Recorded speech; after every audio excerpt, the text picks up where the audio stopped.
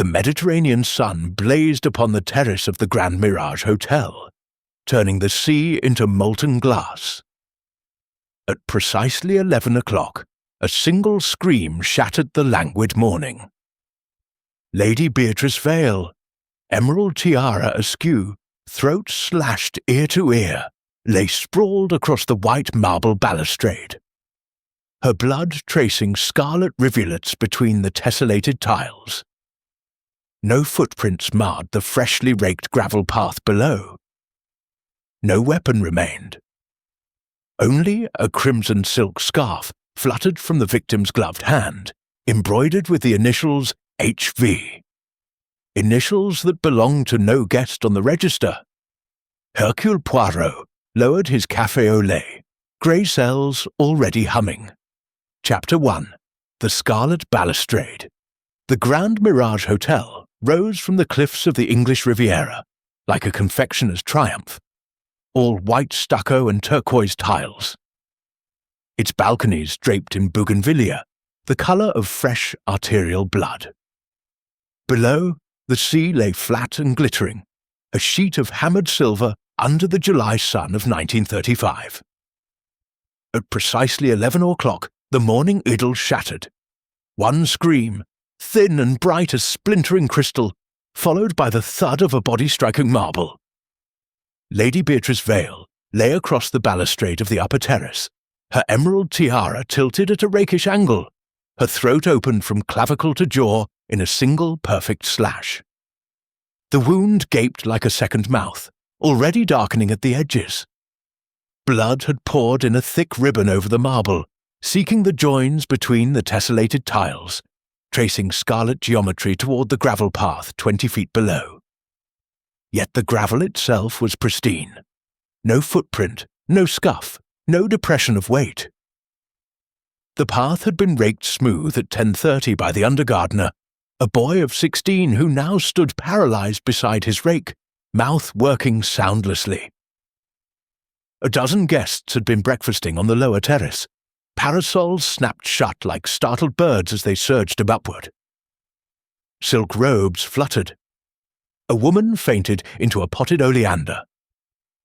Somewhere a Pekingese began to howl. Hercule Poirot, seated beneath a striped canvas awning, with his café au lait cooling untouched, lowered the copy of Le Matin he had been pretending to read. His grey cells, those little grey cells of which he was inordinately proud, stirred and stretched like a cat waking from a nap. He rose, patent leather shoes crunching across the gravel, and mounted the steps with the neat precision of a man who measured life in millimeters.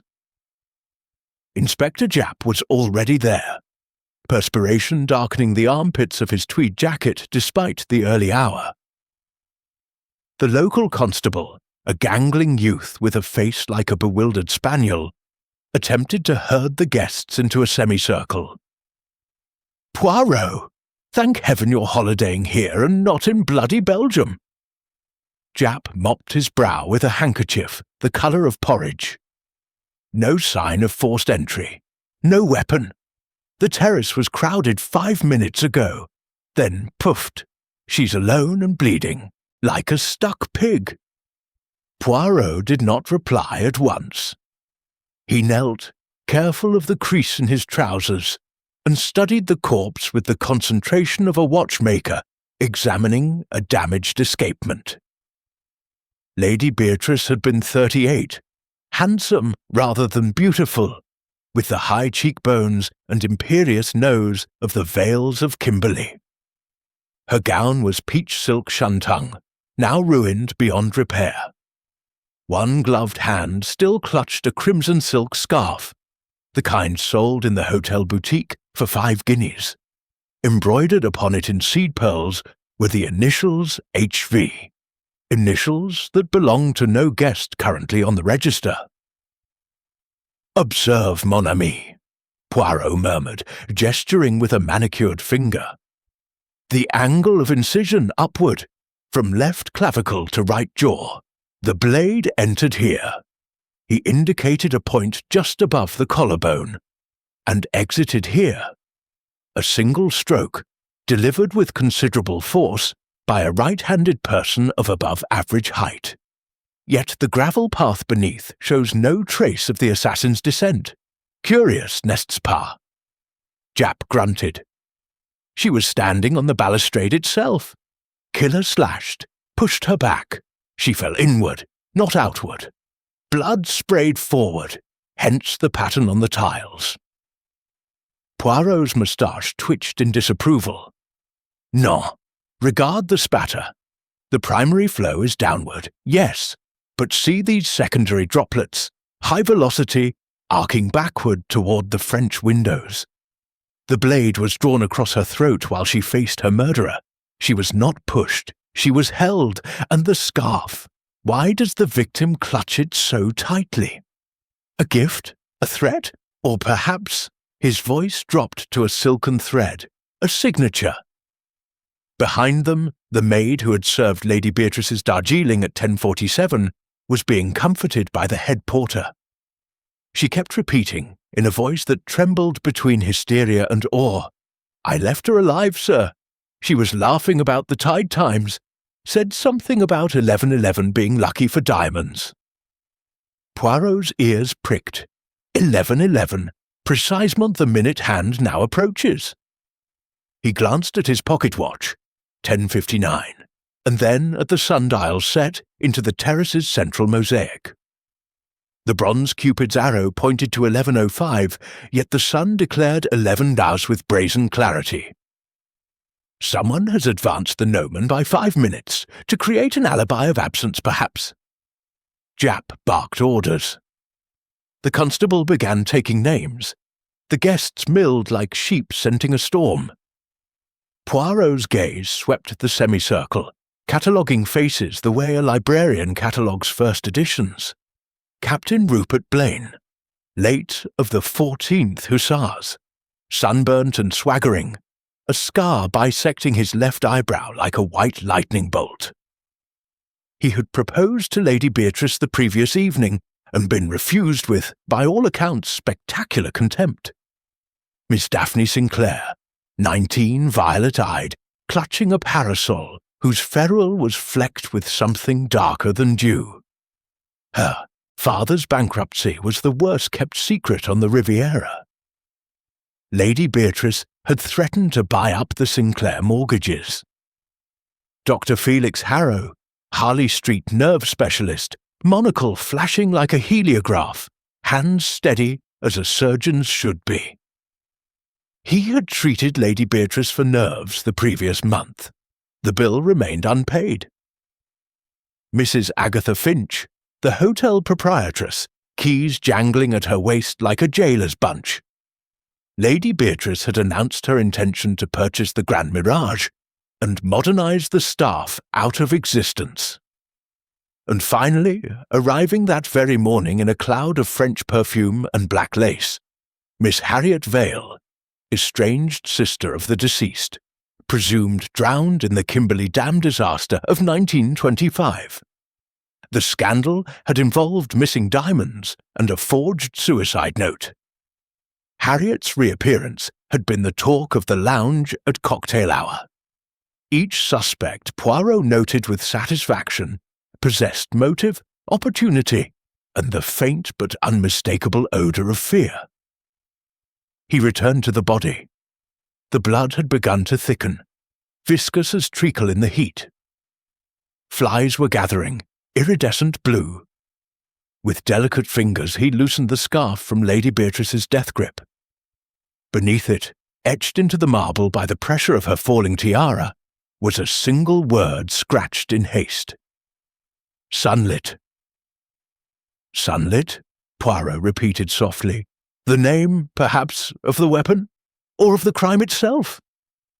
From the bougainvillea, arching over the terrace entrance, came a sudden glint. Sunlight on polished steel.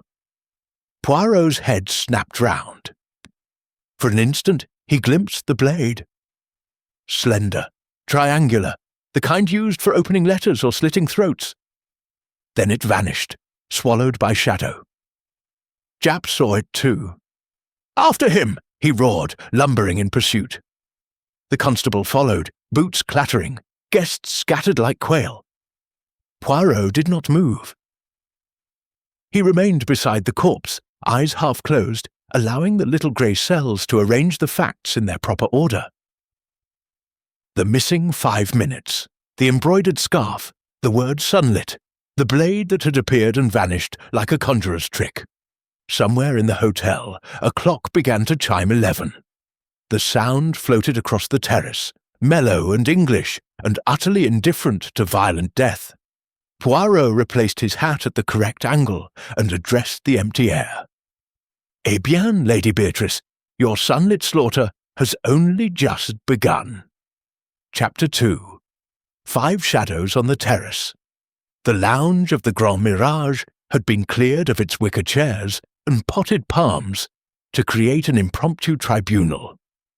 Sunlight slanted through the tall windows in dusty bars, striping the Persian carpet like a tiger's hide. At the far end, beneath a portrait of King George IV in naval uniform, Hercule Poirot stood upon a low dais usually reserved for the string quartet.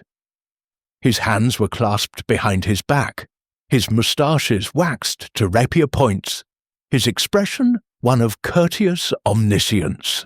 Inspector Japp prowled the perimeter, notebook in hand, radiating the heat of a man who had already consumed 3 cups of tea and regretted every one.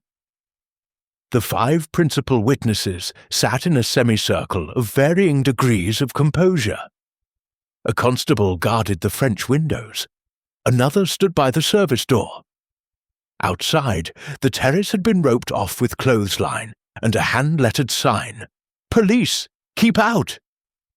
The blood had been covered with a dust sheet, but the shape beneath it was unmistakable. Poirot began without preamble.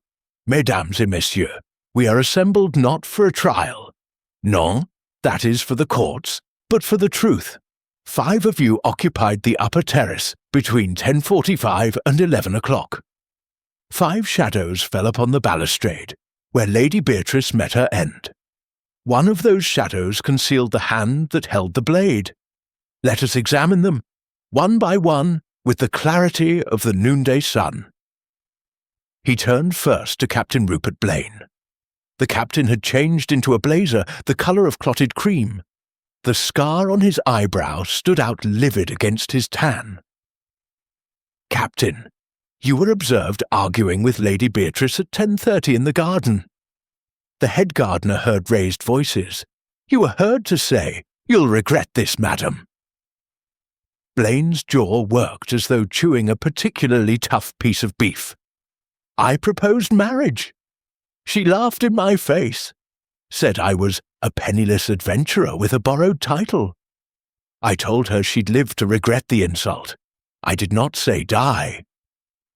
And after the argument, I went to the card room, played bridge with Colonels Makepeace, Forsyth, and the American Mr. Vanderlyn, from 10:35 until the scream. Ask them." Poirot inclined his head. "I shall, but tell me, Captain, your dress uniform includes a sabre, does it not? A dress sabre with a blade some 18 inches in length. Kept in my trunk under lock and key." "Keys can be duplicated," Poirot murmured. "Next." Miss Daphne Sinclair sat very straight, gloved hands folded in her lap, but the pulse beating at her throat betrayed her. The parasol lay across her knees like a sleeping weapon. "Mademoiselle, you were seen ascending the terrace steps at 10:50 with a cup of coffee. You placed it upon the balustrade beside Lady Beatrice. 2 minutes later, you descended again, alone. Why?" Daphne's voice was a thread. "She asked for cream. I fetched it from the buffet." Yet the cup remained untouched, and the cream, when examined, contained a trace of veronal, enough to induce drowsiness within minutes. Her eyes widened. I know nothing of drugs. Your father's physician prescribes veronal for his nerves. You have access to the medicine chest." Poirot's tone was gentle, almost paternal, Lady Beatrice intended to foreclose on the Sinclair estate next month, a motive perhaps for more than coffee. Daphne began to cry, soft, hopeless sobs that did nothing to soften the set of Poirot's mouth. Dr. Felix Harrow polished his monocle with a silk handkerchief. The glass flashed like a signal lamp. "Doctor, you were treating Lady Beatrice for what you termed hysterical insomnia. Your last consultation was yesterday afternoon. You prescribed a tonic. The bottle, when analysed, contains a residue of digitalis, sufficient to slow the heart to a crawl." Harrow's smile was thin. Digitalis is a common heart regulator. Lady Beatrice suffered palpitations. Yet her heart was strong. The post-mortem will confirm. Poirot's eyes flicked to the doctor's hands. Long, pale, steady. "You wear size 7 gloves, I believe." A pair was found in the dumbwaiter shaft, stained with blood of Lady Beatrice's type. Talcum powder inside, lily of the valley. The same scent clings to your cuffs. Harrow's composure cracked for the first time. "Coincidence. I treated a dozen patients this morning." Mrs. Agatha Finch rattled her keys like a tambourine. Her face was the colour of putty. "Madame la propriétaire, Lady Beatrice intended to purchase the Grand Mirage. She offered half the valuation. You refused. Last night you were heard to say, 'Over my dead body.' This morning it is her body that lies dead." Mrs. Finch drew herself up. "I was in the linen room from 10:15 until the scream. 3 maids can vouch for me, and I have no skill with knives. Perhaps not, but you have access to every room, every key, every dumbwaiter and laundry chute." Poirot's voice softened. "Tell me, madame, why was the sundial advanced by 5 minutes? I know nothing of sundials." Finally, Harriet Vale. She had removed her veil. The scar across her throat was a pale lightning bolt identical in angle to the fatal wound. "Mademoiselle, you arrived this morning by the 8:30 train from London. You registered under your own name. Bold, for one presumed dead these 10 years. Why?" Harriet's eyes were the colour of winter seas. "To confront my sister. She tried to murder me in Kimberley, cut my throat and pushed me into the dam to cover her theft of the Sunlit Slaughter necklace. I survived. I have waited a decade for justice, and the scarf found in Lady Beatrice's hand, embroidered HV, your initials. I sent it to her last week. A warning." Poirot paced, a small black figure against the tall windows. 5 shadows, 5 motives, 5 alibis, each, on the surface, impeccable. Yet one of you advanced the sundial. One of you left the coffee laced with veronal. One of you wore the bloodied glove. And one of you, he wheeled suddenly, pointing at the French windows, fled through those doors not 10 minutes ago, dropping this. He held up a silver cigarette case, monogrammed F.H. Dr. Harrow's initials. Inside, nestled among the Turkish cigarettes, lay a single diamond, flawless, the size of a pea. Harrow lunged. Jap intercepted him with a rugby tackle that sent a potted aspidistra flying. The room erupted. Daphne screamed. Blaine swore. Mrs. Finch's keys clashed like cymbals. Only Harriet Vale remained still, watching with the detachment of a woman who has already died once. Poirot raised his voice above the din. "Silence! The diamond is paste, excellent paste, but paste. A decoy, like the advanced sundial, like the drugged coffee. The true Sunlit Slaughter remains hidden, and the true killer." His gaze swept the room, still believes himself safe. From the terrace came the sudden roar of a motor launch. White wake arrowed across the bay, heading for the open sea. Jap scrambled to the window, cursing. Poirot merely smiled. "Let him go, mon ami. The tide turns at noon, and the little grey cells, they do not need a boat." Chapter 3. The Alibi of the Tide. The private cove beneath the Grand Mirage was a crescent of shingle cupped between two arms of red sandstone cliff. At low tide, it offered a narrow strip of beach, a rickety jetty, and a boathouse whose green paint peeled like sunburnt skin. By the time Poirot and Japp descended the zigzag path, Poirot with the dainty steps of a man avoiding goat droppings, Japp lumbering like a frustrated bull, the motor launch was already a white speck against the dazzle of the sea. The constable on duty saluted with the desperation of a man who has let a suspect escape under his nose. "Slipped its mooring at 11:06, sir. Single occupant, tall dark coat, hat pulled low, didn't see the face." Japp swore with inventive fluency. "That's our killer right enough. And the tide's on the ebb. By noon, there'll be nothing but mud and barnacles." Poirot knelt at the water's edge, heedless of his dove-grey spats. The shingle was wet and shining. Every footprint had been erased as neatly as chalk from a board.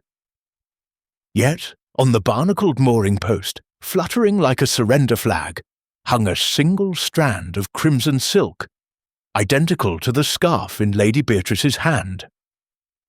"Silk does not belong on fishing vessels," Poirot murmured. "Our assassin is fastidious. He ties his clues with a bow." Japp kicked at a pebble. "Clues be damned. We've lost him. Non, mon ami. We have lost the boat. The man will return.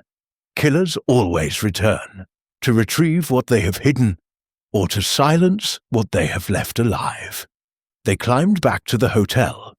In the manager's office, a cubicle smelling of ink, tobacco and panic, Mrs. Finch had laid out the register, the staff duty roster, and a silver tray of tea that no one wanted. Poirot flipped pages with the speed of a bank teller counting notes. "Let us construct the architecture of absence. Between 10:45 and 11 o'clock, who could not have been on the terrace?" Poirot closed the register with a soft snap. "All impeccable, too impeccable. The perfect crime is like the perfect soufflé. Impressive, but it collapses under the wrong fork." He requested Lady Beatrice's suite. The corridor smelled of beeswax and wilted roses. The door to room 18 stood ajar. A constable guarded it with the solemnity of a beefeater. Inside, the air was thick with French perfume and the coppery ghost of blood. The bed was unmade, sheets twisted as though the occupant had risen in haste. On the dressing table lay a compact of chased silver, its lid engraved with an intricate cipher, SS 1111. Japp whistled. "Sunlit Slaughter, the necklace, but why the minute?" Poirot opened the compact. Inside, face powder the colour of moonlight and a folded slip of rice paper. The ink was violet, the handwriting hurried but elegant. "Meet me at the sundial. 10:55, come alone." H. Harriet's hand, Japp said, yet Harriet was locked in her own room. "Precisely." Poirot's eyes gleamed. 2 keys, 2 rooms, 1 absence fabricated. He moved to the windows, latched from inside, curtains half drawn. No balcony. The chimney was narrow. Even a child could not descend. The door was a solid slab of oak, the lock a Bramah, pick-proof. The key lay on the carpet, exactly where the chambermaid had seen it fall when she opened the door at 11:07. "Impossible," Japp muttered. "She was alive in here at 10:55, dead on the terrace at 11 new. 5 minutes to dress, cross the corridor, climb the stairs, and be murdered? In full view of the breakfast crowd." Poirot knelt again. Beneath the dressing table, almost hidden by the fringe of an Aubusson rug, lay a single pearl button, mother of pearl, engraved with a tiny anchor. He slipped it into a vest pocket envelope. "Observe the floorboards, mon ami. Here," he indicated a faint scuff near the hearth. "The imprint of a man's shoe, narrow, size 9, and here a smear of talcum powder, Lily of the Valley. Our fastidious assassin again. Japp scratched his head, but the door was locked from inside. String, Poirot said triumphantly, pulled through the keyhole, then retrieved via the transom. He pointed to the fanlight above the door, 12 feet high, but reachable by a man standing on the dumbwaiter hatch in the corridor. The dumbwaiter was a mahogany box no larger than a coffin, its ropes greasy with years of kitchen service. Poirot opened the hatch. Inside, a faint smear of blood, still wet, and a surgical glove, latex size 7, talc-scented. Dr. Harrow's size, Japp said, but he was operating. Operating, yes, but on whom? Poirot's voice was soft. Mrs. Pendergast's appendix was removed at 10:42. Yet the hotel surgeon, Dr. Mallory, was on call until 10:30. Why summon a London specialist for a routine procedure? They descended to the kitchen. The dumbwaiter shaft ran the height of the building, a dark throat smelling of roast beef and carbolic. At the basement level, the shaft opened into the laundry room. A chute beside it led to the boiler room and, from there, a side door to the cove. Poirot's eyes sparkled. The perfect corridor of invisibility. The killer enters via the service stairs, ascends in the dumbwaiter, commits the crime, descends the same way, exits to the boat. All in 5 minutes.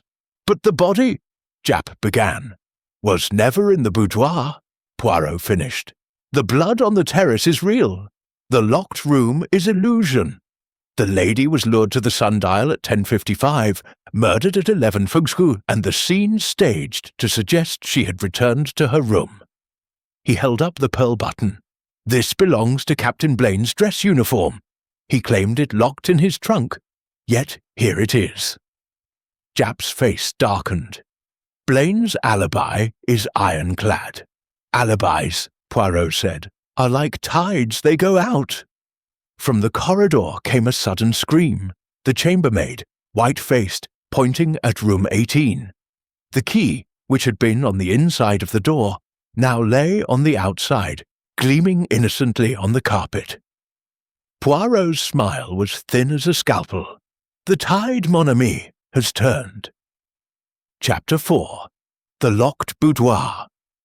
The key lay on the corridor carpet like a silver beetle, glinting beneath the electric chandelier that Mrs. Finch insisted on keeping lit, even in daylight. It had not been there 10 minutes earlier. The chambermaid swore it on her mother's grave. Yet now it rested precisely 2 feet from the threshold of room 18. The Bramah lock undisturbed, the door still closed. Inside, the suite remained as they had left it, perfume-heavy, sheets twisted, compact open on the dressing table. Only the key had migrated through solid oak. Inspector Japp's face purpled. Ghosts now, Poirot? Or are we adding conjuring to the charges? Poirot knelt, magnifying glass in hand. The key was warm to the touch, as though recently held. Around the keyhole, no scratches, no tool marks. The transom above was painted shut. The carpet bore a faint crescent of talcum powder, Lily of the Valley, leading from the dumbwaiter hatch to the door and back again. String, Poirot declared, rising with the satisfaction of a man who has solved a crossword in ink. The oldest locked room device in the book. A length of black cotton, looped through the key, drawn tight, then pulled free via the transom. But, he gestured to the 12-foot height, the transom is unreachable without aid. Japp eyed the dumbwaiter. Stand on the hatch, fish with a rod, précisément. And who among our suspects is an angler of note? Poirot produced the pearl button from his envelope. Captain Blaine. His dress uniform is missing this button. He claims the uniform locked in his trunk. Yet the trunk shows signs of recent opening. Brass polished, lock oiled. They proceeded to Blaine's room on the second floor.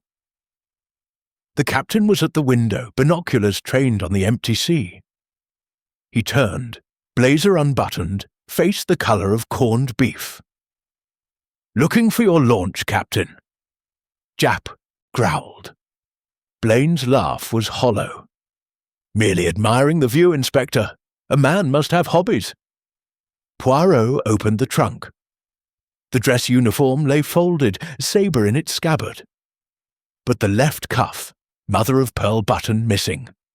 And beneath the sabre, wrapped in oilskin, a collapsible fishing rod, graphite, expensive, the kind used for salmon in Scottish rivers. "Curious equipment for a bridge player," Poirot murmured. "And observe, the reel is wound with black silk line, strong enough to pull a key, light enough to pass unnoticed." Blaine's scar twitched. "I fish at dawn, before the heat." "Yet the rod is wet," Poirot said, touching the cork grip. "Salt water, and the line cut recently. See the frayed end." Japp snapped handcuffs from his pocket. "Rupert Blaine, I'm arresting you for—" "No!" Poirot's voice cracked like a whip.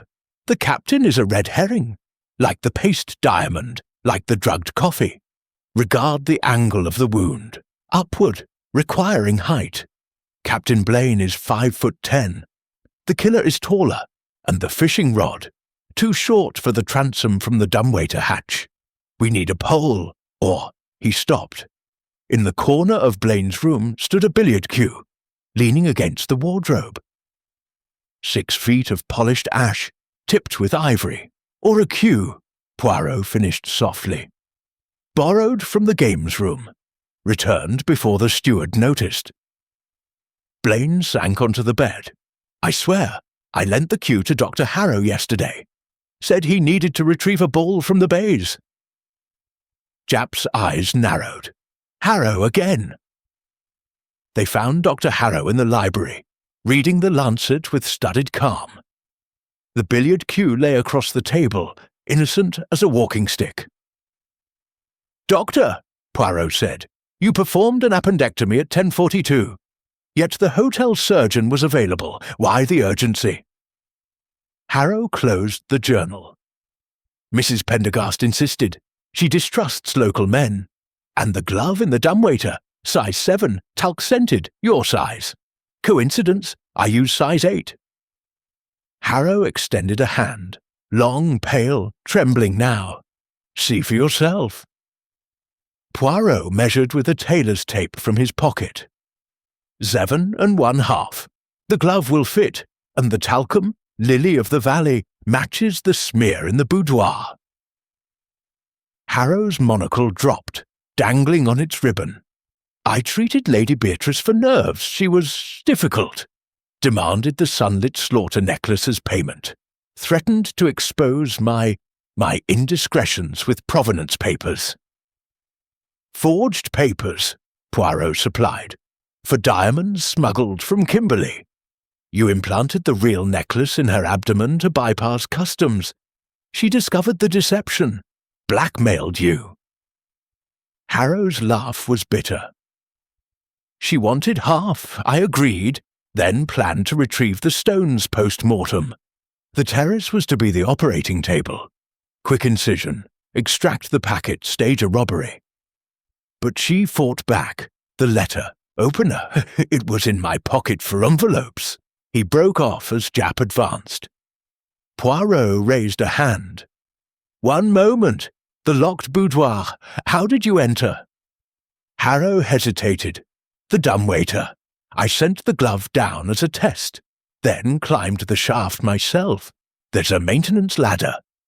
Entered the boudoir at 10:55. She was dressing. I showed her the note, forged Harriet's hand. She agreed to meet at the sundial.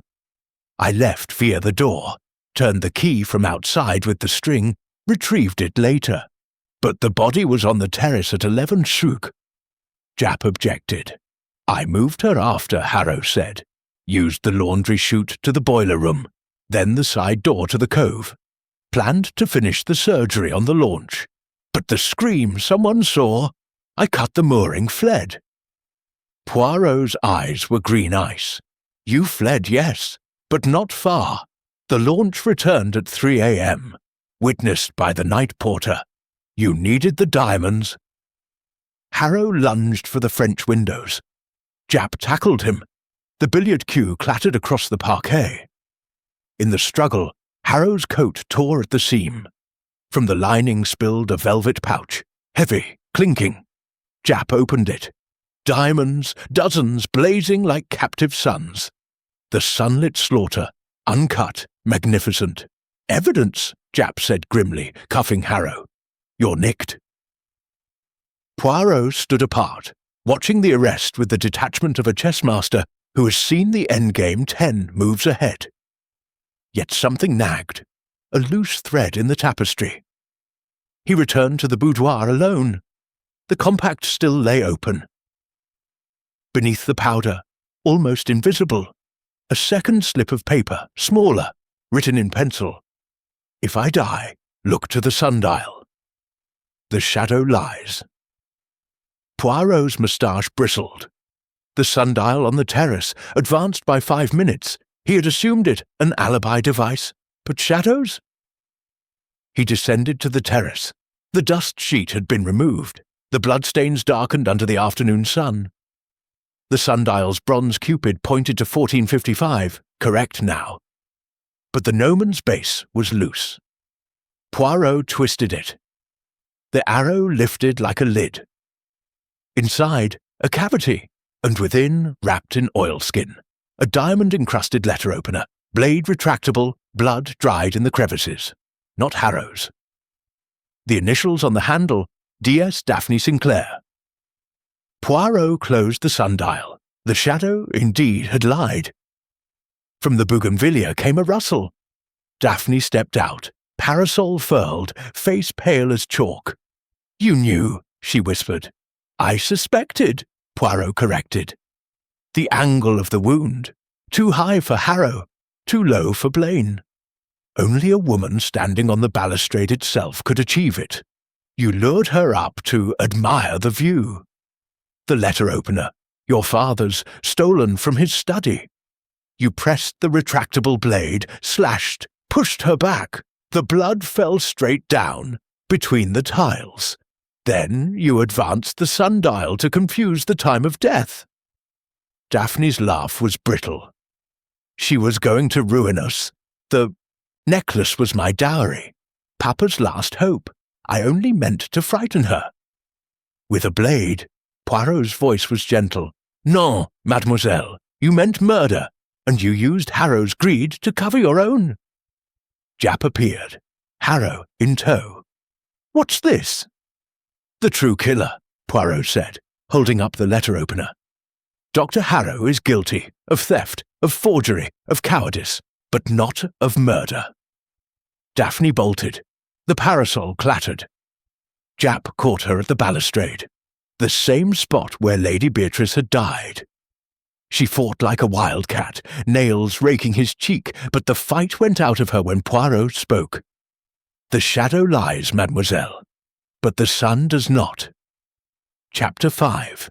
The Cipher in the Compact. The afternoon sun had slipped behind a veil of cloud, turning the terrace the colour of old pewter. The bloodstains, once vivid, now looked like rust on marble. Daphne Sinclair sat in the wicker chair where Lady Beatrice had taken her last coffee, wrists cuffed with Japp's handkerchief. Silk, monogrammed, the closest thing to restraints the inspector carried. Dr. Harrow stood nearby, flanked by 2 constables, his monocle dangling like a hanged man. Captain Blaine, Mrs. Finch, and Harriet Vale formed a silent semicircle, each face a study in shock, guilt, or calculation. The letter opener lay on a silver salver, diamonds winking like malevolent eyes. Poirot paced the tiles with the measured tread of a priest in his cathedral. The little grey cells were singing now, a chorus of certainty. Mesdames et messieurs, we have arrived at the heart of the labyrinth. The locked boudoir, the migrating key, the sundial's lie, these were the threads. But the needle that stitched them was here. He tapped the compact, still open on the balustrade. Mademoiselle Sinclair, you forged the note in Harriet's hand. You lured Lady Beatrice to the sundial at 10:55, but the true cipher was not the initials SS. It was the time itself. 11:11. Why? Daphne's voice was a whisper. It was Mamma's lucky number. She always said non. Poirot cut her off gently. 11:11 was the moment the terrace emptied. The string quartet finished at 11:05. The waiters cleared the lower tables at 11:07. For 4 minutes, the upper terrace was deserted, save for you and your victim. You planned it with the precision of a Swiss watch. He turned to the sundial. The gnomon, replaced after its revelation, cast a shadow that now pointed to 15:30, correct. But Poirot lifted the arrow again. Beneath, wrapped in oilskin beside the letter opener's hiding place, lay a second object. A lady's wristwatch, stopped at 11:11. The crystal was cracked, the back engraved to D from B. Kimberley, 1925. Beatrice gave you this watch on your 16th birthday, Poirot said. The year she tried to murder Harriet. You kept it all these years, your talisman. You stopped it at 11:11 to mark the exact minute of your revenge. Daphne began to cry. Silent, wrenching sobs that shook her shoulders. She ruined us, Papa's mines, her lies about the diamonds. She said the Sunlit Slaughter was cursed, that it would destroy anyone who touched it. I only wanted to take it back. Poirot's eyes softened, but his voice remained steel. You took more than diamonds, mademoiselle. You took a life. He knelt beside the blood rivulets. With a fountain pen, he traced the pattern between the tiles. Regard the spatter. Primary flow downward, yes. But these secondary droplets, high velocity, arcing backward toward the French windows. The blade was drawn across her throat while she faced you, standing on the balustrade. You held her wrists. See the bruises developing on the autopsy photographs. You pressed the retractable blade, slashed, and let her fall inward. The blood fell straight down, between the tiles, not on them. Then you advanced the sundial 5 minutes to confuse the time of death. Japp whistled. And the locked boudoir. Illusion?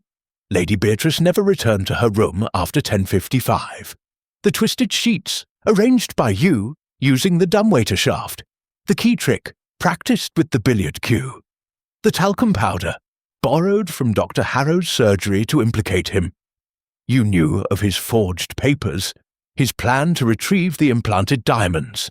You used his greed as a shield. Harriet Vale stepped forward, scar livid against her throat. Then the necklace. It was never in her abdomen. No. Poirot produced the velvet pouch from Harrow's coat. These stones are real, but only half the Sunlit Slaughter. The rest, he turned to the balustrade, where the marble was carved with a decorative frieze of vines and grapes. One grape, larger than the rest, was loose. He twisted it. A cavity opened. Inside, a second pouch, heavier, the diamonds within uncut and magnificent. Hidden in plain sight. Lady Beatrice's final joke, she told no one where the true hoard lay. Dr. Harrow laughed, a cracked sound. She played us all, even in death. Poirot ignored him. Mademoiselle Sinclair, you discovered the hiding place when you helped dress her that morning. You planned to retrieve the diamonds after the murder, using the launch. But the scream, Mrs. Finch's maid saw the body fall. Panic. You fled via the laundry chute, leaving the letter opener in the sundial. You returned later, via the cove, to move the evidence, but Dr. Harrow's launch beat you to it. Daphne lifted her head. I practiced the slash on a tailor's dummy in the boiler room. The gown was Beatrice's, stolen from the laundry. I dressed the dummy, painted it with pig's blood, sent it down the dumbwaiter to confuse the timeline. But I never meant, you meant everything, Poirot said. The veronal in the coffee, to slow her reactions. The watch stopped at 11:11 to mark your triumph. The pearl button, torn from Blaine's uniform and planted in the boudoir. The surgical glove, stolen from Harrow's bag. You wove a tapestry of misdirection, but the threads were too fine. They snapped under the weight of truth. He turned to Jap. The launch. Recovered yet? Beached at Beer. Engine seized. No sign of the driver. She walked back, Poirot said, through the gardens, the bare footprints leading from the sea, hers. She removed her shoes to avoid noise, left them in the boathouse. We will find them. Mrs. Finch gasped. The dummy. I saw it in the laundry at midnight. Thought it was a ghost. No, madam. Merely a rehearsal. Poirot bowed. You are innocent of murder, though your linen counts will never balance again. Captain Blaine cleared his throat. And me, the fishing rod? A blind, Poirot said. You lent it to Daphne for her photography experiments. She returned it wet with seawater to implicate you further. Blaine's scar flushed crimson. The little... Silence, Jap barked. You're all under arrest until we sort this mess. Poirot raised a hand. One final detail. He returned to the compact. Beneath the powder tray, hidden in a false bottom, a tiny vial, half empty. Veronal crystals glittered like frost. For your father, Poirot said softly, to ease his nerves when the bankruptcy came. You used it on Beatrice, and perhaps, his eyes met Daphne's, you considered using the rest on yourself. She said nothing. The tears had stopped. In their place was the hollow stare of a girl who had mistaken vengeance for justice. The constables led her away. Dr. Harrow followed, muttering about appeals and Harley Street. Blaine, Finch, Harriet, each released with warnings and the sour taste of complicity. Poirot lingered on the terrace as the sun sank into the sea, turning the water the colour of dried blood. He opened the compact one last time. Beneath the vial, a final slip of paper, in Beatrice's hand, the Sunlit Slaughter devours its keeper. Forgive me, Poirot closed the compact. She knew, he murmured. From the beginning, she knew the diamonds would kill her. And still she played the game. Jap joined him, lighting a cigarette. Case closed? No, mon ami. The case is open, like a wound, but the bleeding has stopped. From the bougainvillea came a sudden glint, sunlight on steel. Poirot's head snapped round. For an instant he glimpsed the blade again, slender, triangular, retractable. Then it vanished, swallowed by shadow. But this time he smiled. The shadow lies, he said, but the sun, the sun is setting, and tomorrow it rises on the truth. Chapter 6. The Phantom Motor Launch.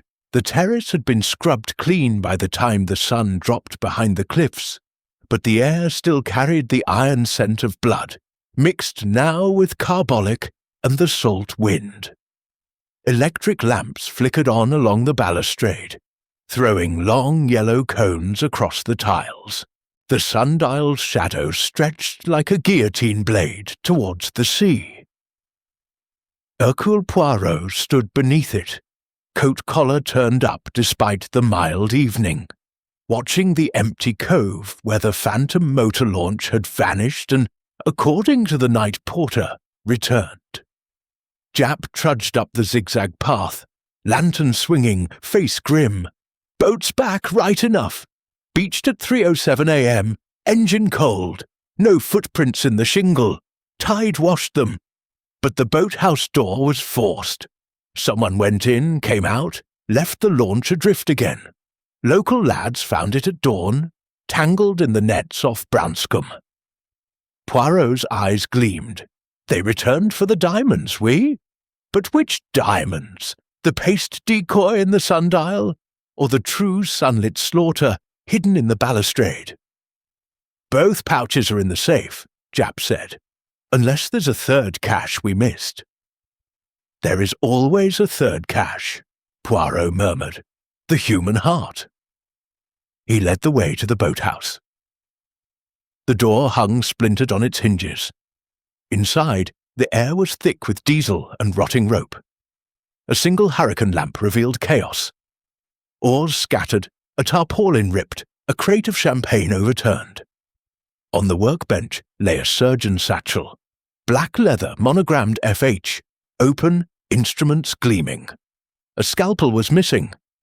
Dr. Harrow's bag, Japp growled. He swore it was locked in his room. Yet here it is. Poirot lifted a folded sheet of hotel notepaper from the satchel. The message was typed on the Grand Mirage's Remington, midnight. Bring the stones, come alone, or the girl dies. H. Japp whistled. Harriet Vale. She's playing vigilante. Or someone plays her. Poirot examined the typewriter ribbon, fresh violet ink. The machine in the manager's office. Mrs. Finch keeps it under lock. But locks, mon ami, are suggestions to the determined. They returned to the hotel. The lounge had been transformed into a tribunal again. The suspects reassembled under the wary eyes of 3 constables. Harriet Vale sat apart, black lace veil lifted, her scar livid in the lamplight. Dr. Harrow's wrists were cuffed. Daphne Sinclair, still pale from her confession, was guarded by a police matron. Blaine nursed a brandy. Mrs. Finch twisted her keys until the metal squeaked. Poirot took the dais. At 3 a.m., someone entered the boathouse. Someone who knew the true hiding place of the Sunlit Slaughter. Someone who believed the necklace was still in Lady Beatrice's body, because someone had planned to retrieve it at sea. He turned to Harrow. Doctor, you fled in the launch at 11:06. You beached at Beer, abandoned the boat, walked back through the fields. You returned at 3 a.m. to complete the surgery, but the body was no longer aboard, because the body was never aboard. Harrow's monocle glinted. I told you, she fought. I slashed, pushed her overboard. The diamonds sank with her. Non. Poirot produced a folded oilskin. From his pocket, the wrapping from the balustrade cache. This was found in the launch's bilge. Your fingerprints, Doctor. You wrapped the true diamonds after the murder, intending to collect them later. But someone else collected them first. He faced Harriet. Mademoiselle, you fired a shot at midnight. From your window, you saw a figure on the terrace, Dr. Harrow, retrieving the paste decoy from the sundial. You aimed to wound, to stop him. But the bullet grazed his shoulder. He dropped the decoy, fled to the launch. You followed, down the laundry chute, through the boiler room to the cove. You confronted him on the jetty. Harriet's voice was ice. He laughed, said Beatrice deserved it. I took the satchel, left the note. I wanted him to bring the real stones. I wanted him to confess. But you already had the stones, Poirot said softly. You found them in the balustrade at 2 a.m., after Daphne's arrest, when the terrace was unguarded. You moved them to the boathouse, staged the break-in, typed the note. You planned to trap Harrow tonight. Harriet smiled, a thin, terrible smile. Justice, Monsieur Poirot. She cut my throat. I owed her a death. Japp stepped forward. You're under arrest for... Poirot raised a hand. Attendez. The shot at midnight. Where is the pistol? Harriet opened her reticule. A small pearl-handled revolver lay inside. 1 round fired. Papa's, from the Boer War. Poirot took the gun, sniffed the barrel. Fired recently. But regard the angle of Harrow's wound. Superficial, left shoulder. From the 3rd-floor window, the trajectory would be steep. Yet the bullet entered horizontally. Someone fired on the terrace, not from above. He turned to Daphne. Mademoiselle, you confessed to the murder. But confessions, like alibis, can be false. You slashed Lady Beatrice's throat, yes, but you did not act alone. Daphne's eyes widened.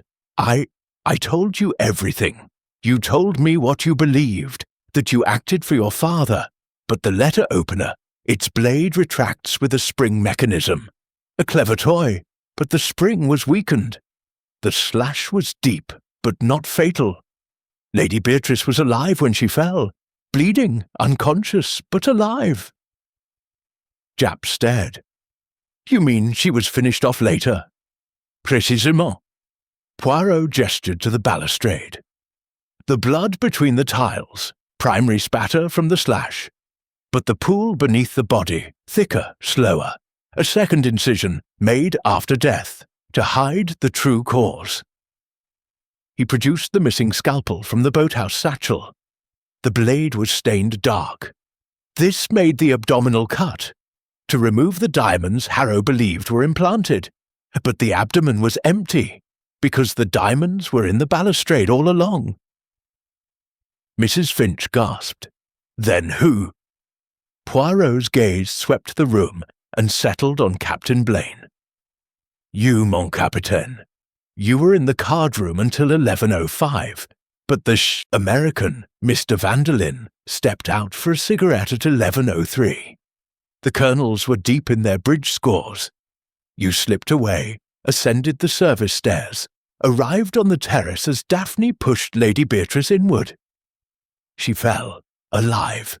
You finished the work with the scalpel you carried for fishing emergencies. You wrapped the diamonds, hid them in the balustrade, advanced the sundial, then returned to the card room before Vanderlyn noticed. Blaine's scar flared white. Preposterous. I proposed to the woman. You proposed to her fortune.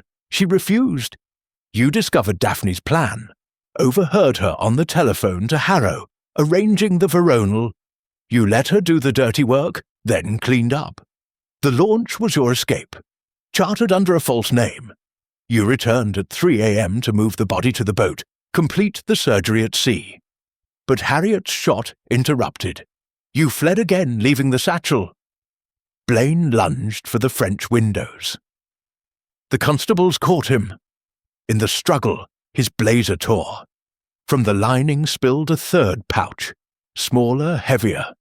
Uncut diamonds, each the size of a hazelnut. The final cache, Poirot said, hidden in the one place no one would search, a soldier's pride. Japp cuffed Blaine. Rupert Blaine, I'm arresting you for murder, theft, and being a thorough bounder. Blaine spat. She was a viper. Deserved it. Harriet laughed, a sound like breaking glass. We all deserved it. The diamonds cursed us all. Poirot stood at the balustrade, watching the moon rise over the sea. The motor launch bobbed at its mooring, phantom no longer.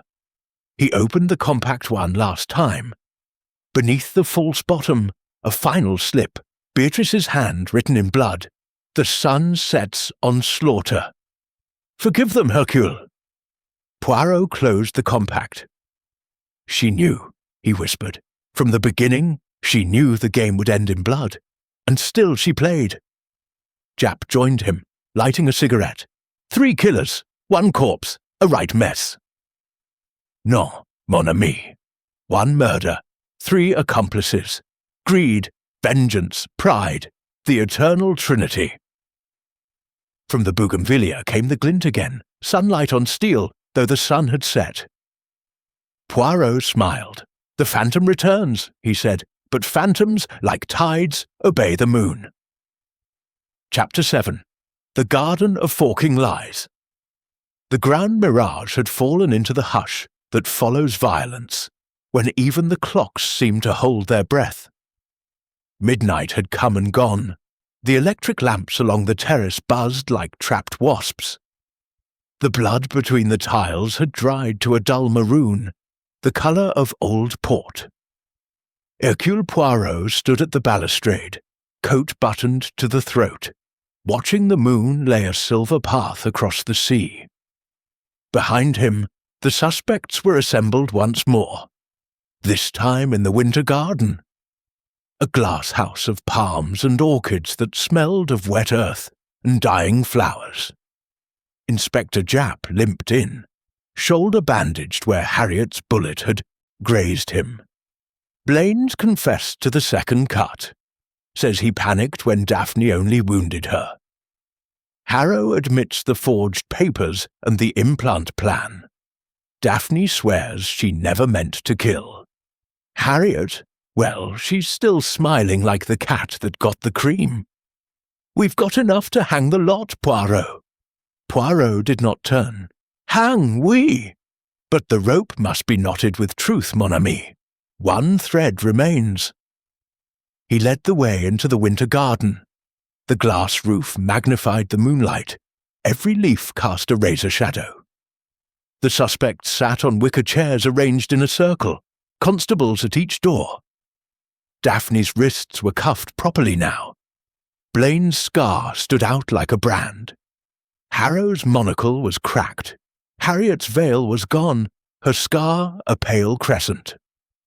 Mrs. Finch clutched her keys as though they were rosary beads.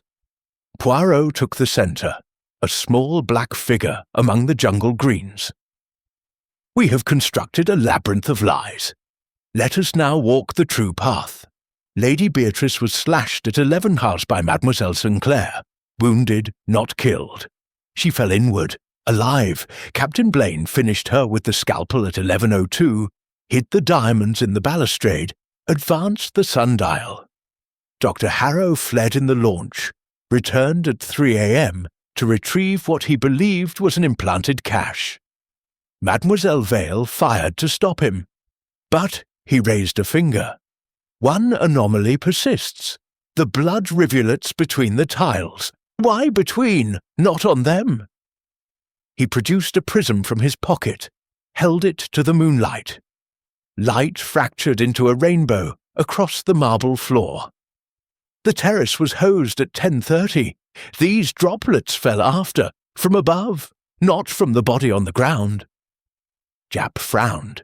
Above, the flagpole, précisément. Poirot gestured to the hotel's roof, where a flagpole rose 30 feet, the Union Jack limp in the still air, a rope cut at dawn. The ends matched the frayed silk line on Captain Blaine's fishing rod. But the rope was not for climbing. It was for hoisting. He turned to Mrs. Finch. Madame, you keep a pulley system in the attic for raising chandeliers during cleaning. The rope was borrowed at 10:45, returned at 11:15. Your keys opened the attic door. Mrs. Finch's keys clattered to the floor. I lent them to Dr. Harrow. He said he needed to measure the chandelier for insurance. Liar! Harrow snapped. I never— Silence! Poirot's voice cut like a blade. The truth is simpler and more terrible. Lady Beatrice was not murdered on the terrace. She was murdered in her boudoir at 10:55. The locked room was real. The key on the outside, impossible, unless— He produced a length of crimson silk from his pocket. The missing scarf, laundered, but one thread darker where blood had soaked through. This was used as a garrote. The wound on her throat, superficial at first, deepened post-mortem. She was strangled in the boudoir, hoisted through the dumbwaiter shaft to the attic, then lowered via the flagpole rope to the terrace at 11 exactly when the quartet finished and the terrace emptied. The body fell between the tiles. The blood rained straight down. Daphne gasped. But I slashed her. You slashed a dummy, Poirot said gently. Dressed in her gown, painted with pig's blood. You practiced in the boiler room. The real Beatrice was already dead upstairs. He turned to Harriet. You arrived at 10:52. You entered the boudoir via the service stairs, Mrs. Finch's keys. You confronted your sister. She laughed. Told you the diamonds were implanted, that you would never find them. You strangled her with the scarf. Then, with Mrs. Finch's unwitting help, you hoisted the body to the attic, lowered it at 11 Fouque. The scream was yours. Time to draw attention. You returned to your room, locked the door, fired the shot at midnight to implicate Harrow.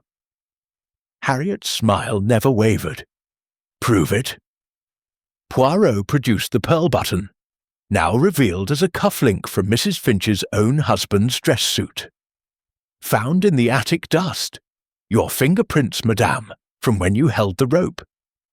And the dumbwaiter. Your lace veil caught on a nail, monogrammed HV." Mrs. Finch began to weep. She said it was a prank, to frighten Beatrice. "You thought nothing," Poirot said. "You obeyed, like a good jailer." Blaine laughed harshly. "So the Ice Queen did it after all. 10 years in the planning." Harriet stood. The constables tensed, but she merely smoothed her skirt. "She cut my throat in Kimberley, left me for dead in the dam. I crawled out. I waited. The Sunlit Slaughter was my birthright. She stole it. I took it back." She opened her hand. The true necklace, uncut stones on a platinum chain, spilled across the marble like liquid fire. Hidden in the chandelier all along, raised and lowered with the pulley. Beatrice's final joke. She wore the decoy, hid the real in plain sight. Jap lunged for the necklace. Harriet stepped back, into the orchid bed. A hidden panel in the glass wall slid open. She vanished into the night. The constables gave chase, boots crunching gravel, but the gardens were a maze of moonlight and shadow. Poirot did not move. "Let her go, mon ami. The tide has turned. She will wash up, like all phantoms." He knelt by the blood rivulets one last time. With the prism, he caught the moonlight, projecting a tiny rainbow across the tiles.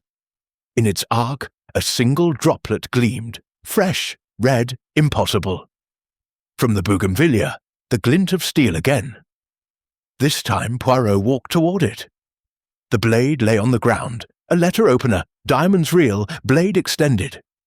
Beside it, a note in Beatrice's hand written in blood. "The garden forks. Choose wisely, Hercule." Poirot picked up the blade. "She knew," he whispered. "From the beginning, she knew the lies would fork like paths in a garden." "And she chose the one that led. To justice," Jap returned, panting. "Lost her in the cliffs, but we have the necklace. Case closed?" Poirot looked at the sea. The moon had set. Dawn was a pale rumour on the horizon.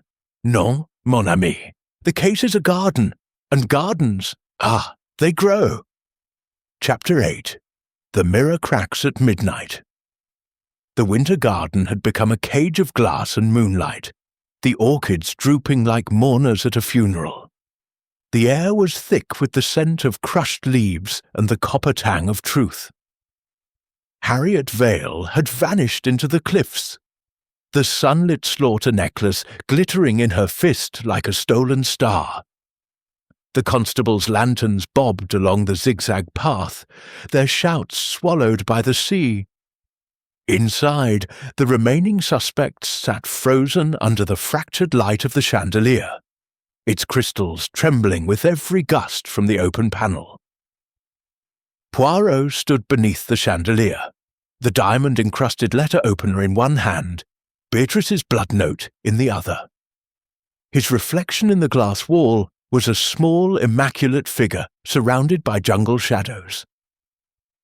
Inspector Jap, panting from the chase, slammed the panel shut and leaned against it, mopping his brow. "She's gone, Poirot. Over the cliffs or into a boat, doesn't matter. We'll have the Coast Guard drag the bay at dawn, but the necklace is ours." He held up the platinum chain, stones blazing even in the dim light. "Case closed." Poirot's moustache twitched. "Non, mon ami. The necklace is a decoy, like the paste in the sundial, like the diamonds in Blaine's blazer. Observe." He lifted the chandelier's central crystal, a faceted teardrop the size of a quail's egg. It unscrewed with a soft click. Inside, a hollow cavity lined with velvet. Empty. Jap stared. "Another cache."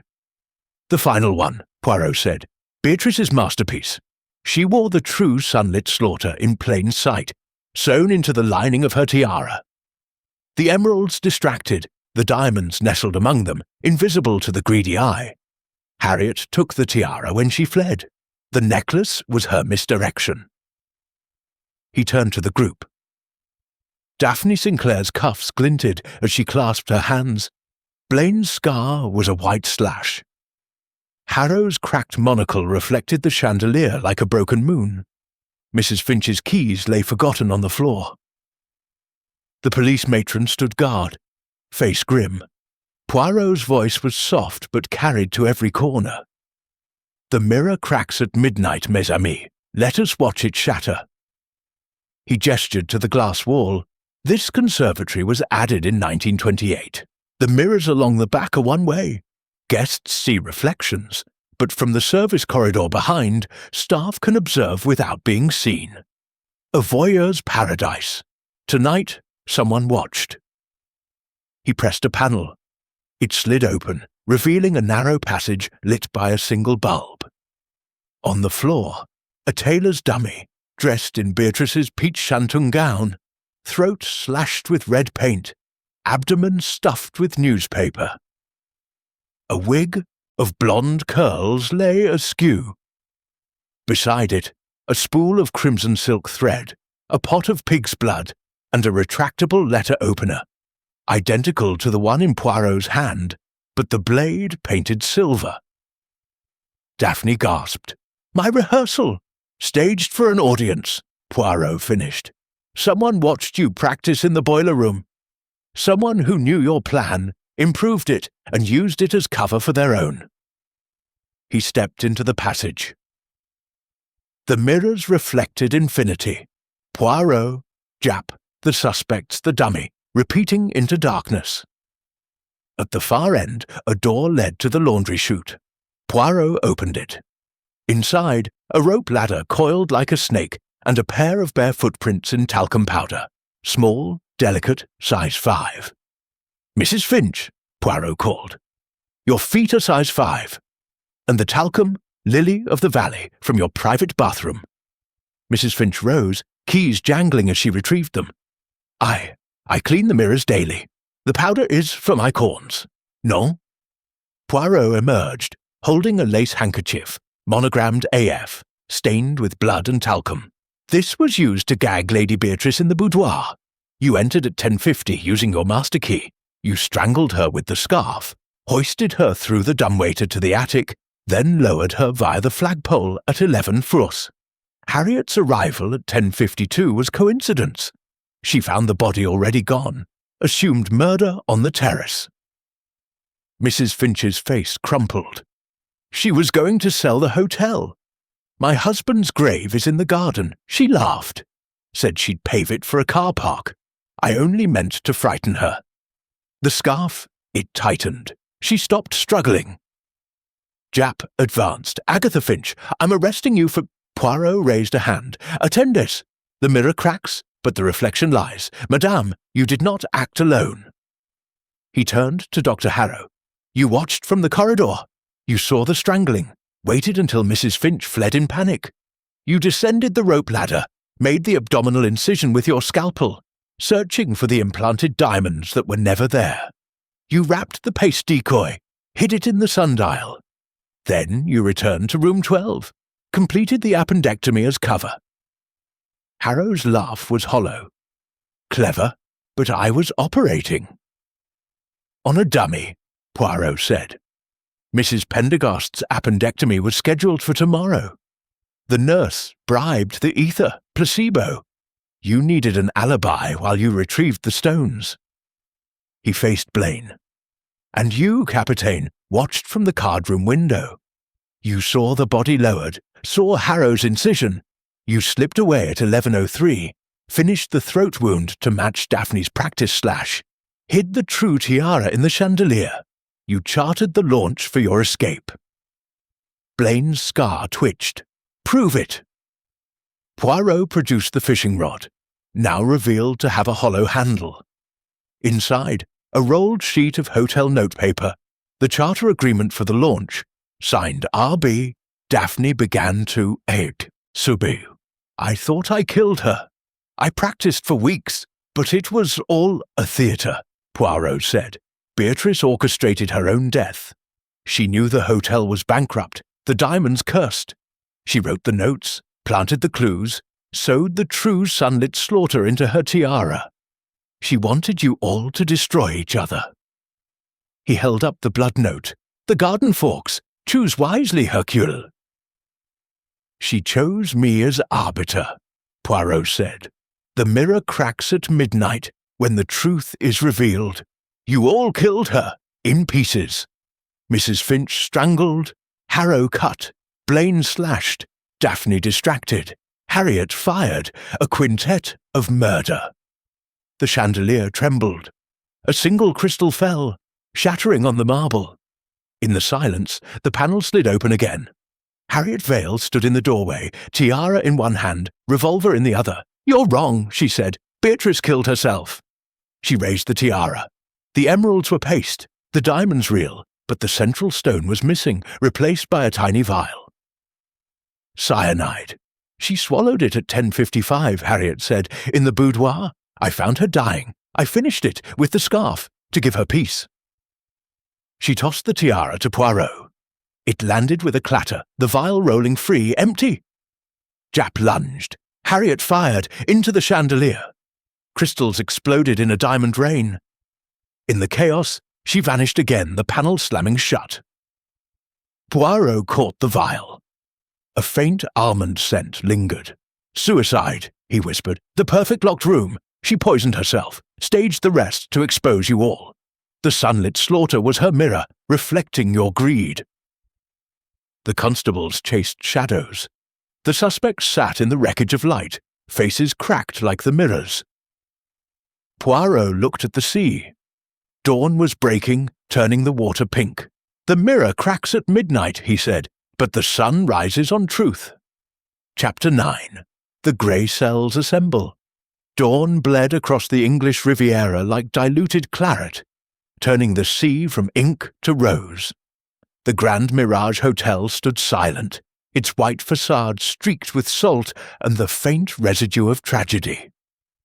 The terrace had been roped off with police tape that fluttered like bunting at a funeral.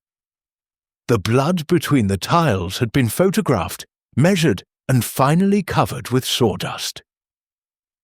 The sundial's bronze cupid pointed accusingly at 0547, its shadow a thin black lance across the marble. Hercule Poirot stood at the balustrade, coat buttoned despite the mild morning, the diamond tiara in his gloved hands. The central emerald was missing, replaced by the empty cyanide vial. Around him, the suspects were assembled for the final time, not in the winter garden, but on the terrace itself, beneath the open sky. Inspector Japp had arranged wicker chairs in a semicircle. Constables stood at each corner, rifles at the ready. The air smelled of coffee, cordite, and the sea. Daphne Sinclair sat with her wrists uncuffed for the first time, face pale as parchment. Captain Blaine's scar had scabbed overnight. Dr. Harrow's monocle was gone, his eyes red-rimmed. Mrs. Finch clutched a rosary instead of her keys. Harriet Vale had been recaptured at 4 a.m., found asleep in the boathouse, the tiara beside her like a crown on a corpse. She wore the same black lace, but her scar seemed less a wound now and more a signature. Poirot placed the tiara on the balustrade. The diamonds caught the sunrise and threw it back in 1,000 fragments. "Mesdames et messieurs," he began, voice carrying to the cliffs, "the grey cells have assembled. The case is not a murder, but a suicide, assisted, accelerated, and adorned by 5 accomplices. Let us lay the facts in order, like cards in a game of patience." He held up the cyanide vial. At 10:55, Lady Beatrice Vale swallowed this in her boudoir. She had prepared it weeks earlier, obtained from Dr. Harrow under the pretext of nerve tonic. The dose was lethal within minutes. She wrote the final note, "The garden forks. Choose wisely, Hercule, knowing I was a guest." She locked the door from inside, leaving the key on the carpet. He turned to Mrs. Finch.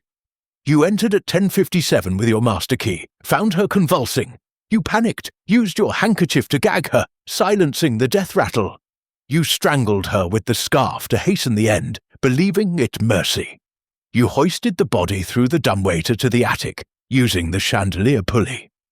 At 11:02, you lowered her via the flagpole rope to the terrace, timed to the quartet's finale. The blood fell between the tiles because it fell from above. Mrs. Finch crossed herself. She was suffering. You only played your part, Poirot said gently. Beatrice planned it. She knew your devotion to the hotel, your husband's grave. She left the pulley rope coiled in the attic with a note. If I die, lower me at 11 sas. Let them see. He faced Daphne. Mademoiselle, you arrived at 10:58 via the service stairs. You saw the empty boudoir, the key on the floor. You assumed Beatrice had gone to the sundial. You followed, carrying the letter opener you had practiced with on the dummy. But the body was already falling. You slashed the air in panic, adding the throat wound post-mortem to match your rehearsal. You advanced the sundial to confuse the timeline. Daphne's voice was a thread. I thought I'd killed her. I wanted to save Papa. You saved nothing, Poirot said. Beatrice used your desperation. She left the veronal-laced coffee on the balustrade, knowing you would bring it. She drank it willingly, to weaken herself for the cyanide. He turned to Blaine. Capitaine, you watched from the card room. At 11:03, you slipped away, saw the body on the terrace. You made the abdominal incision with your fishing knife, searching for the diamonds you believed implanted. You found the paste decoy in her pocket, hid it in the sundial. You charted the dist launch for your escape, planning to retrieve the true stones later. Blaine's laugh was bitter. She played me for a fool. I proposed to a corpse. Non, Poirot corrected, to a mirror. She reflected your greed. He faced Harrow. Doctor, you watched from the one-way mirror in the winter garden. You saw Mrs. Finch lower the body, saw Blaine's incision. You descended the rope ladder, added your own cut with the scalpel, deeper, to implicate yourself as the surgeon. You fled in the launch at 11:06, returned at 3 a.m. to complete the surgery, but the abdomen was empty. You left the satchel in the boathouse as a blind. Harrow's hands trembled. I forged the papers. I deserve the diamonds. You deserve the truth, Poirot said, which Beatrice gave you in death. Finally, Harriet. Mademoiselle, you arrived at 10:52, entered the boudoir via the laundry chute. You found Beatrice dying, the cyanide vial empty. You finished her with the scarf. Vengeance for Kimberly. You fired the shot at midnight to stop Harrow, then fled with the tiara at 00:30. You returned at 4 a.m., exhausted, to claim your birthright. Harriet's eyes were winter seas. She cut my throat. I cut her legacy. The Sunlit Slaughter is mine. Poirot lifted the tiara. Non, the central diamond is missing. Beatrice removed it before swallowing the cyanide. It is here. He pressed the sundial's gnomon. The arrow lifted. Inside the cavity, a single diamond, flawless, the size of a walnut. Engraved on its girdle, to H from B, forgive. She forgave you, Poirot said softly. In the end, she forgave you all. He placed the diamond in Harriet's hand. Take it. The curse is broken. Japp stepped forward. Poirot, you can't let her go, Poirot said. The law punishes murder. This was euthanasia, assisted by greed. The true crime was Beatrice's life, built on blood diamonds and betrayal. Let the sea take the rest. Harriet stood. The constables hesitated. She walked to the balustrade, tiara in one hand, diamond in the other. For a moment, she looked like Beatrice, imperious, tragic. Then she hurled the tiara into the sea. It arced, glittering, and vanished beneath the waves. "The Sunlit Slaughter ends here," she said. She followed the tiara over the edge. The constables rushed forward, but Poirot raised a hand. "No, let the tide take her. She has chosen her path." Daphne began to cry. Blaine stared at the sea. Harrow sank to his knees. Mrs. Finch crossed herself again. Poirot addressed Japp. "Charge them with conspiracy, theft, obstruction, but the murder, there was none. Only a woman who chose her own death, and 5 fools who danced to her tune." He picked up the letter opener. "The real one, diamonds blazing. The garden forked. They chose poorly. But the grey cells," he tapped his temple, "they chose truth." The sun rose fully, turning the terrace gold. The blood between. The tiles gleamed like rubies. Poirot adjusted his hat. "Au revoir, mes amis. The mirror is whole again." Chapter 10. Sunlight on the Guillotine. The Grand Mirage Hotel awoke to a morning so bright it felt like mockery. Gulls wheeled over the terrace, screaming at the sawdust that still clung between the tiles. The sundial's shadow had shrunk to a coin. The bronze Cupid pointed at 0912 with the smug precision of a hanging judge. The sea lay flat and innocent, as though it had never swallowed a tiara, a woman, or a decade of blood. Hercule Poirot stood alone on the upper terrace, coat unbuttoned for once, the single walnut-sized diamond warm in his palm. The engraving, "To H from B Forgive," caught the sun and threw it back in a white flare. Behind him, the hotel staff moved like ghosts, rolling away the police tape, scrubbing the balustrade until the marble gleamed like a lie. Inspector Japp approached, cap in hand, face the colour of overcooked beef. "Coast Guard found the tiara at low tide," he said, "tangled in kelp, no sign of the woman. Harriet Vale's gone, Poirot, like smoke." Poirot did not turn. "Smoke leaves ash, mon ami, and ash can be red." He placed the diamond on the balustrade. It rolled once, stopped against the retractable letter opener, the true weapon, diamond's reel, blade locked open.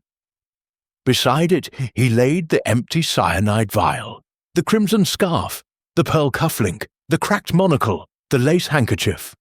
A small museum of guilt. Japp cleared his throat. "Charges are filed. Mrs. Finch, manslaughter, obstruction. Harrow, forgery, theft. Blaine, conspiracy, assault on an officer. Daphne, attempted murder, reduced to accessory after the fact. They'll do time, but not the rope. Suicide ruling stands. Coroner's inquest this afternoon." Poirot's moustache twitched. "And the Sunlit Slaughter? Confiscated. De Beers claims provenance. The single stone," Japp nodded at the diamond, "goes to the Crown as evidence, then auction. Charity, they say." "Charity," Poirot echoed. "The final irony. Beatrice's blood buys orphanages." He lifted the letter opener. The blade caught the sun and flashed like a guillotine. "Regard the mechanism. Spring-loaded, retracts with a click. Daphne practiced on the dummy. Click, slash, click. But the spring was weak. The throat wound was superficial. Beatrice was already dying when the body fell." Japp kicked at the sawdust. "She planned it all. The notes, the caches, the timings, even the flagpole rope." "Even the forgiveness," Poirot said softly. "She knew her death would expose them. Greed, vengeance, pride, fear, loyalty, each a blade in the guillotine. She positioned their necks and let the sun do the rest."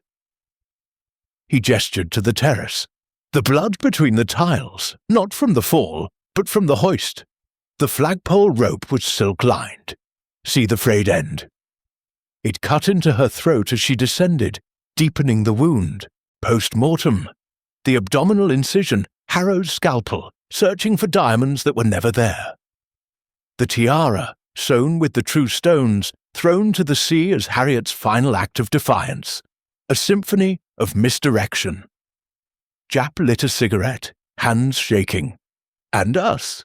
We chased phantoms, the launch, the dumbwaiter, the locked boudoir, smoke and mirrors.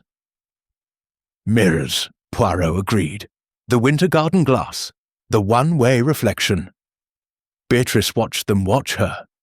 She wrote the final note in blood because she knew I would read it. The garden forks, choose wisely.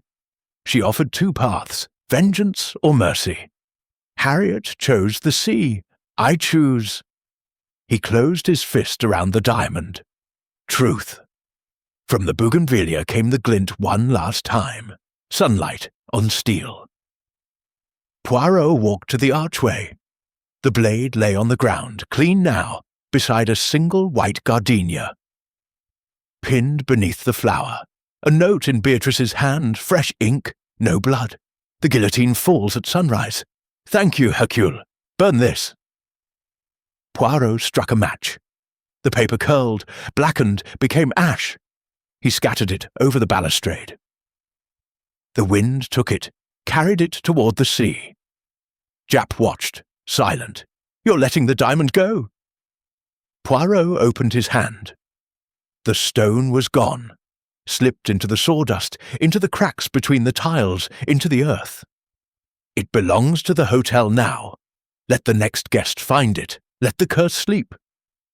He adjusted his hat, turned to the steps. Come, mon ami, the inquest awaits, and then breakfast. The little grey cells require croissants. They descended the zigzag path.